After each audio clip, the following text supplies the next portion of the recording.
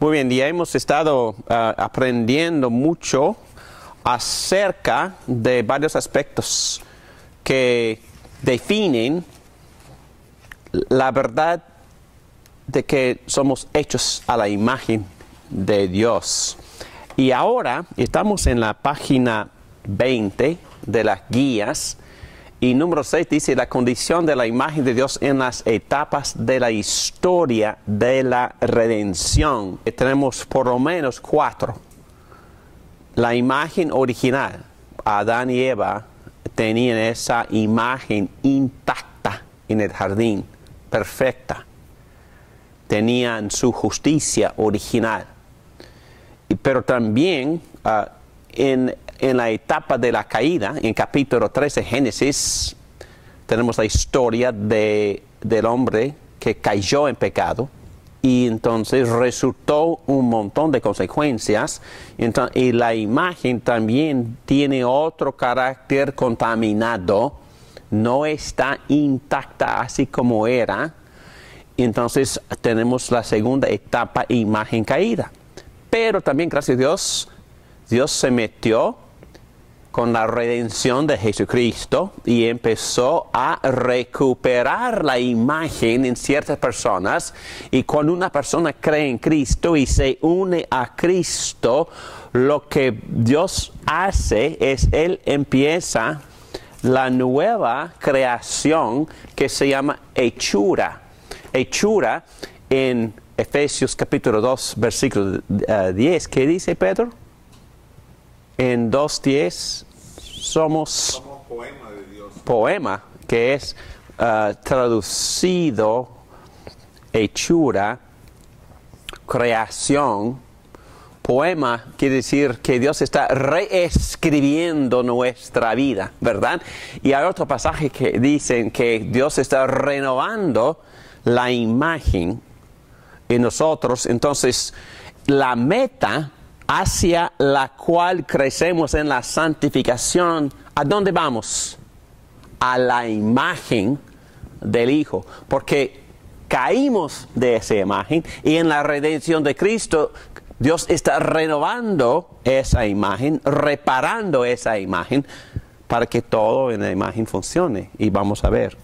Entonces ahora nosotros aquí en esta clase estamos en esta etapa imagen recuperándose, porque estamos creciendo en la santificación hacia la imagen del Hijo.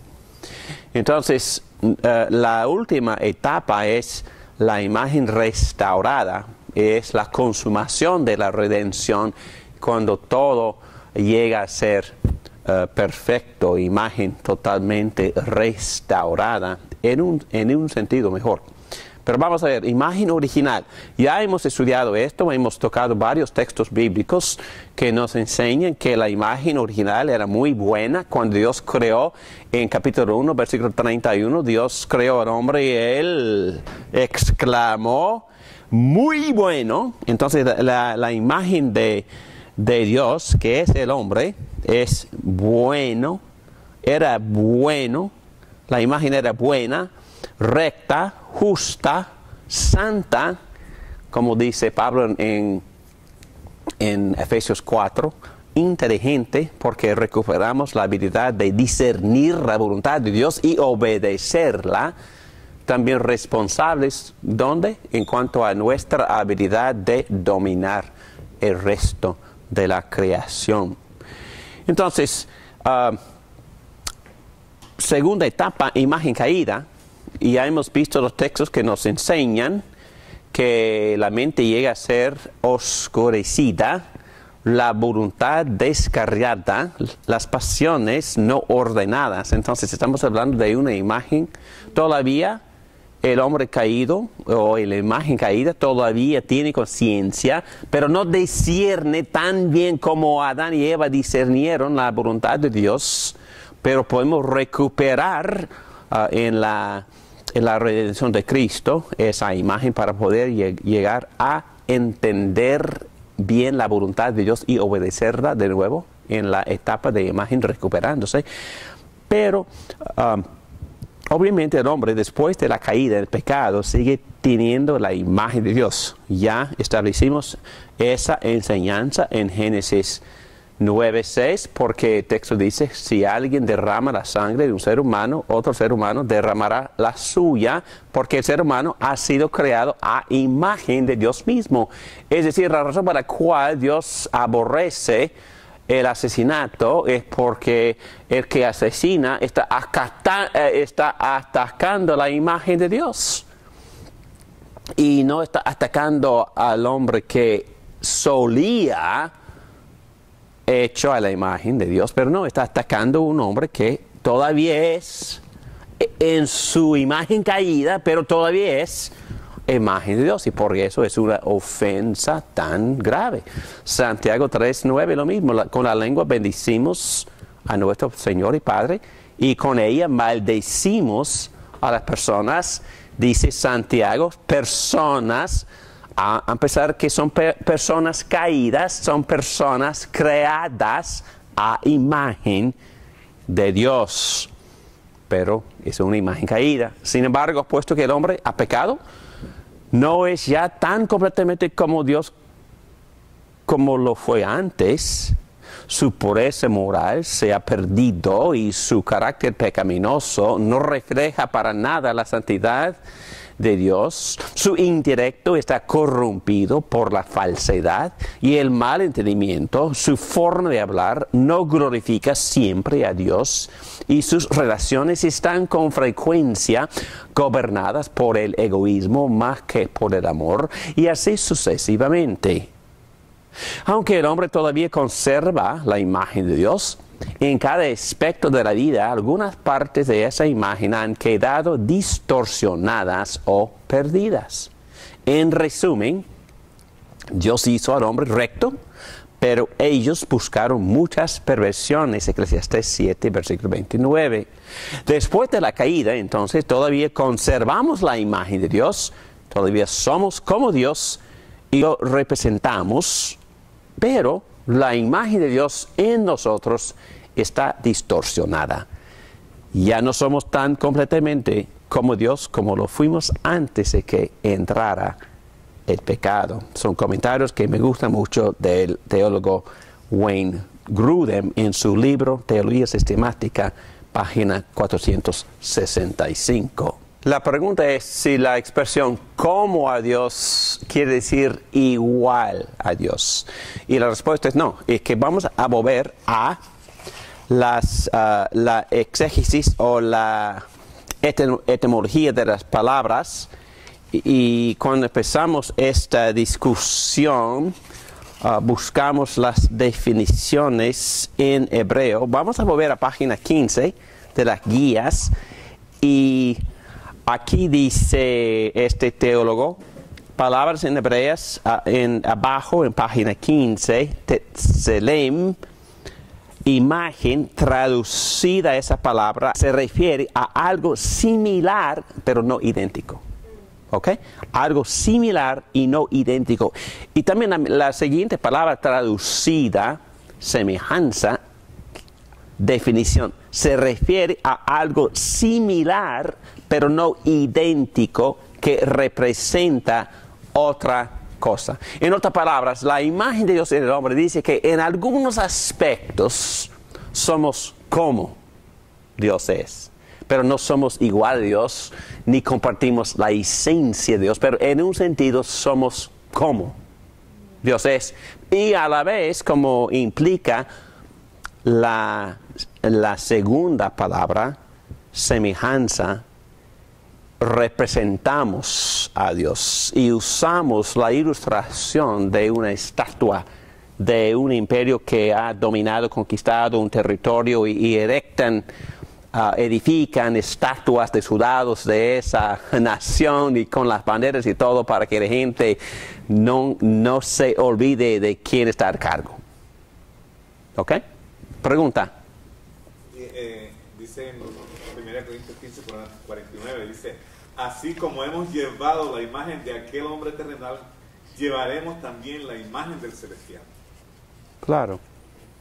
Entonces somos la imagen, pero... Somos una imagen, no es igual.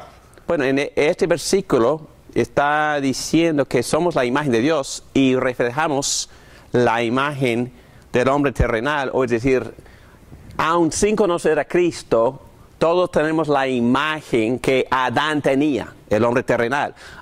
Adán tenía la imagen de Dios, era como Dios y también representaba a Dios, pero también en su condición caída, y nosotros en nuestra condición caída también reflejamos algo y somos como Dios en algunos aspectos y también representamos a Dios, pero este texto también nos hace recordar y nos da esperanza que llevaremos también la imagen del celestial. Es decir, ahora mismo estamos unidos a Cristo por el Espíritu Santo, por creer en Él, y en Cristo estamos experimentando la renovación de la imagen caída, y estamos creciendo más y más hacia la imagen del Hijo, y en la consumación, que yo creo que este texto refiere a la consumación, llevaremos también la imagen del celestial, porque este contexto habla de la resurrección, y en la resurrección vamos a ser restaurados por completo a la imagen del Hijo de Dios, la imagen celestial, una imagen totalmente restaurada y perfeccionada. Muy bien, estamos hablando ahora y volvamos por favor a la página 20 y creo que ya tocamos la doctrina o la enseñanza de cómo es la imagen caída, pero ahora vamos a ir a la letra C encima de página 21, la redención en Cristo. O es decir, una recuperación progresiva de la imagen. En otras palabras, no llegamos a ser perfectos al momento de conocer a Cristo. Tampoco experimentamos una santificación perfecta en esta vida. Pero como ya hemos aprendido estudiando otros textos, aún en otros cursos acerca de soteriología, o es decir, la doctrina de la salvación, la santificación es progresiva. Muy bien, es que voy a volver porque me gusta mucho este texto en Efesios, donde dice,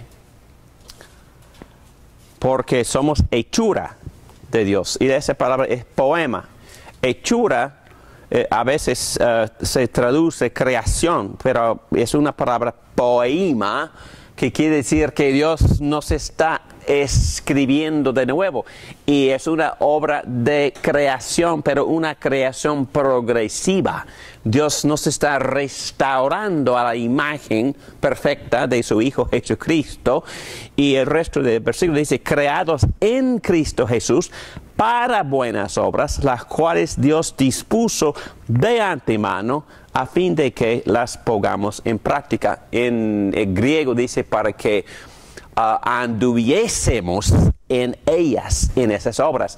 Otra vez indicando que nuestra restauración a la imagen de Cristo es, o se experimenta de manera progresiva en la santificación y en el crecimiento espiritual, que es un proceso hacia la imagen. La redención de Cristo es una recuperación progresiva, además, de la imagen. Tenemos una nueva naturaleza en Cristo que se va renovando en conocimiento a la imagen de su Creador, como dice Pablo en Colosenses 3:10. Y se han puesto él de la nueva naturaleza que se va renovando en conocimiento a imagen de su Creador. Otra vez indica algo progresivo, una restauración, una recuperación progresiva. A medida que obtengamos un conocimiento verdadero de Dios, de su palabra y de su mundo, empezamos a pensar más y más los pensamientos que Dios mismo piensa. Es decir, hay un texto que dice que lo que pasa en la santificación es que estamos capturando o que todo pensamiento sea cautivo, ¿verdad? A Cristo mismo.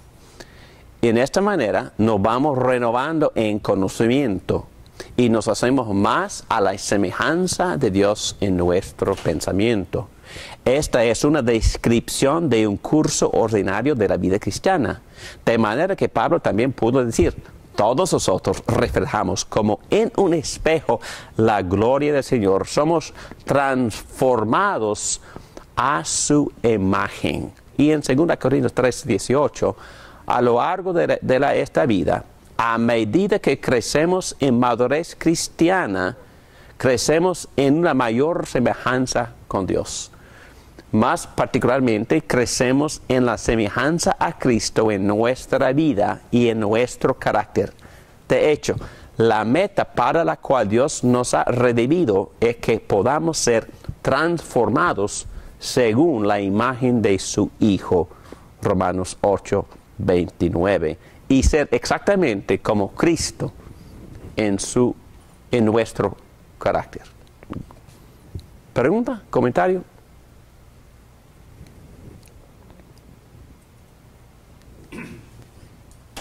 Dios nos llamó para renovarnos. Exacto.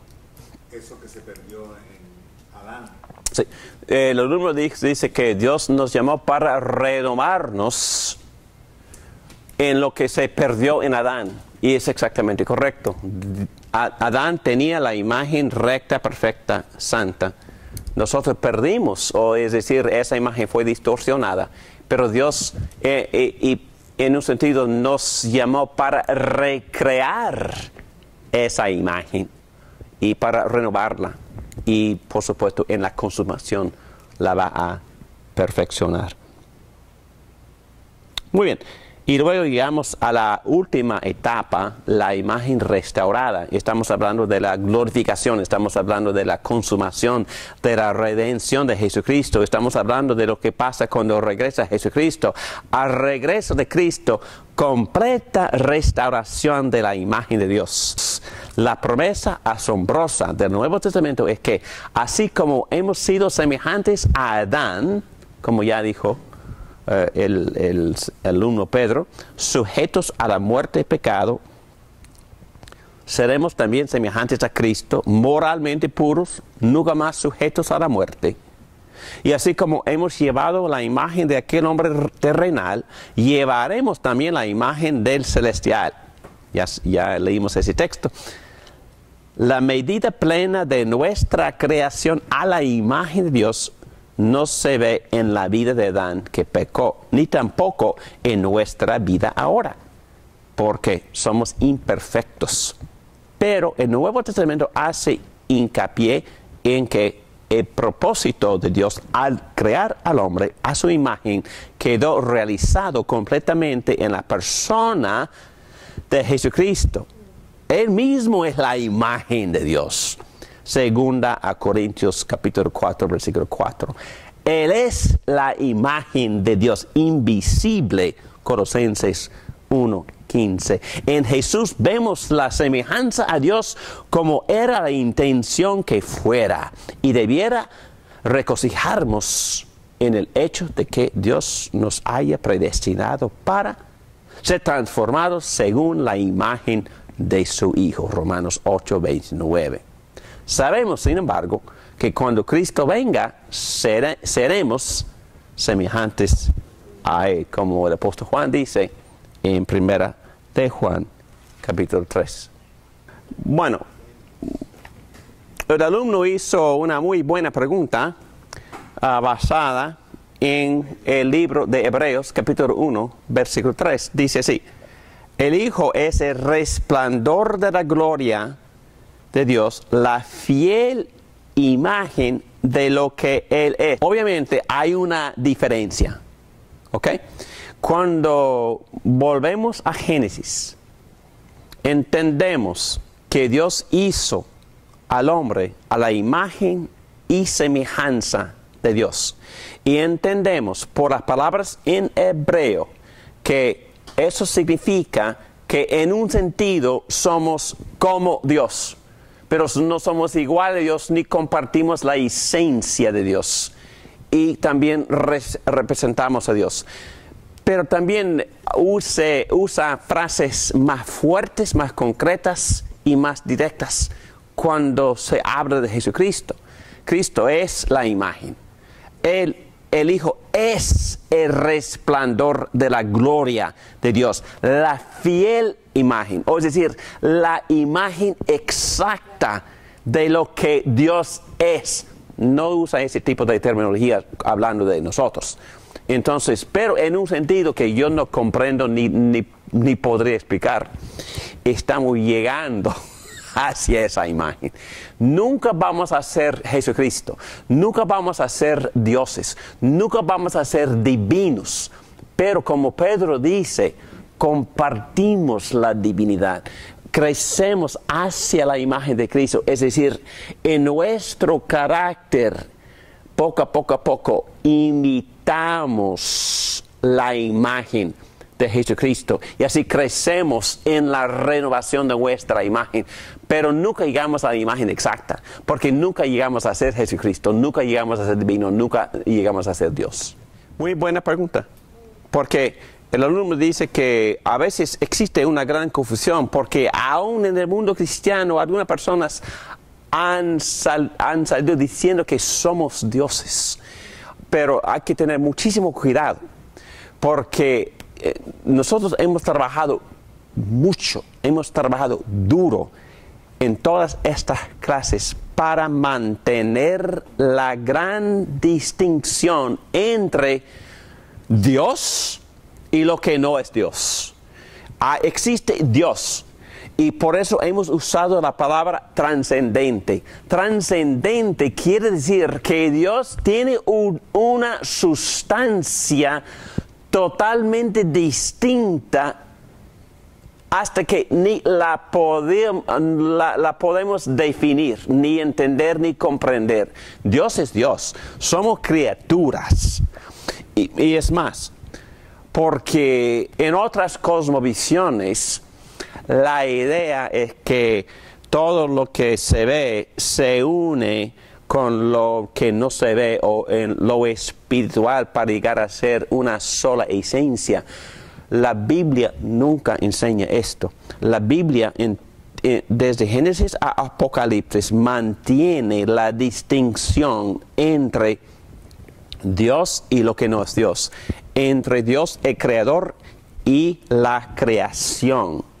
Y Dios siempre es trascendente, siempre es distinto, pero lo maravilloso, lo bello del Evangelio es que por Cristo es un milagro que no comprendo. Dios llegó a asumir a unir una parte de su creación a su propia persona eternamente. Increíble, ¿no? Dios unió a la naturaleza del ser humano a sí mismo. En Cristo nació de la Virgen y de la Virgen recibió su naturaleza humana, pero también el Espíritu Santo ayudó a concebir María y por eso Cristo nació hombre y Dios, humanidad y divinidad unida en una sola persona. Increíble, milagro, incomprensible, pero es lo que la Biblia enseña. Pero cuando nosotros, por medio del Espíritu Santo, entramos en Cristo, llegamos a unirnos a Cristo. Pero aún en esa unión, no llegamos a ser Cristo, no llegamos a ser divinos, no cambiamos o no se cambia nuestra naturaleza, se mantiene la distinción del ser humano, pero el ser humano unido a Dios, pero no pierde su humanidad, no deja de ser humano. Pedro lo dice particularmente claro cuando dice nosotros compartimos, entramos en la divinidad sin llegar a ser divinos. Y un comentario más.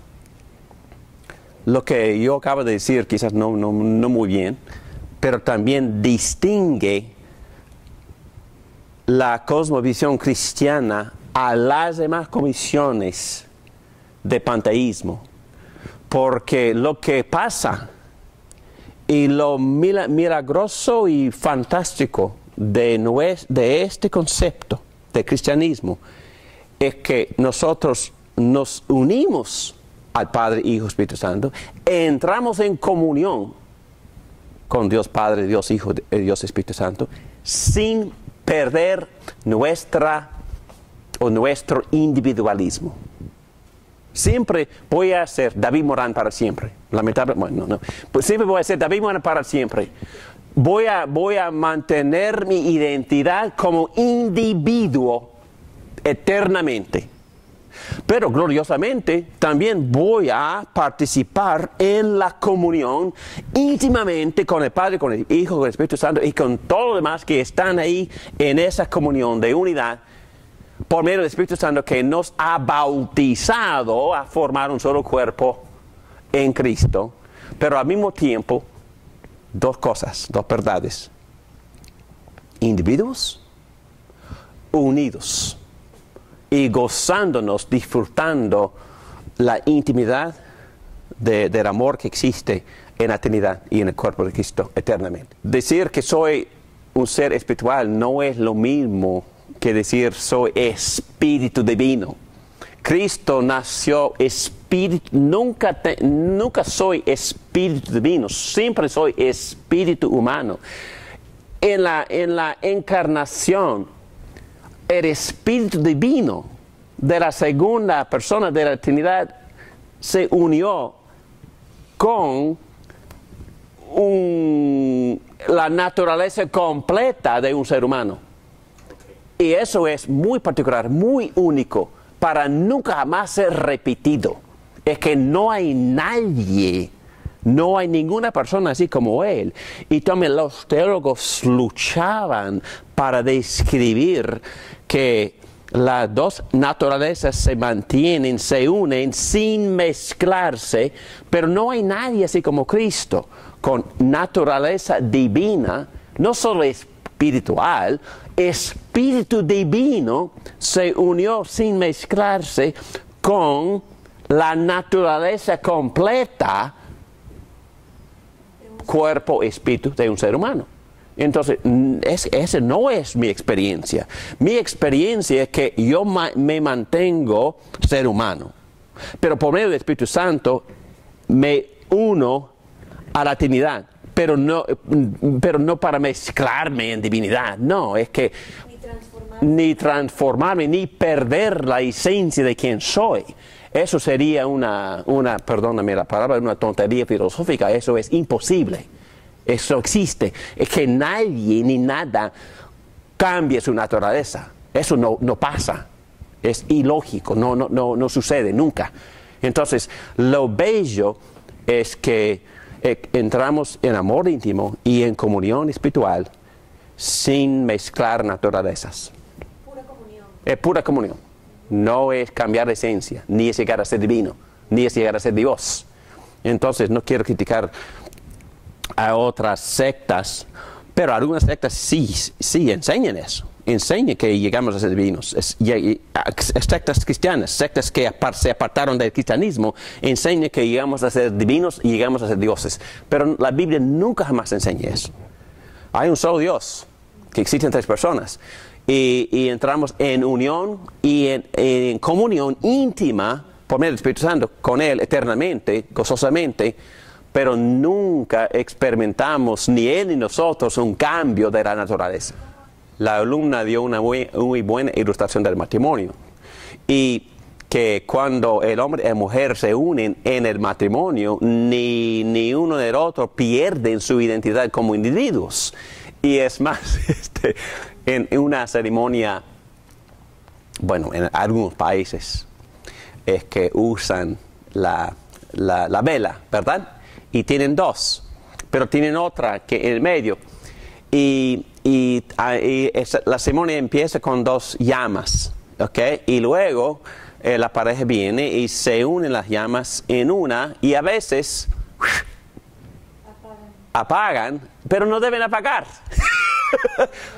No, en verdad, porque no pierden su individualidad. Entonces, las dos, hay un hombre, hay mujer con sus propias personalidades, pero en un sentido físico, espiritual, emocional, económico, legal, experimentan una unidad, pero no pierden su identidad, ni mezclan sus esencias.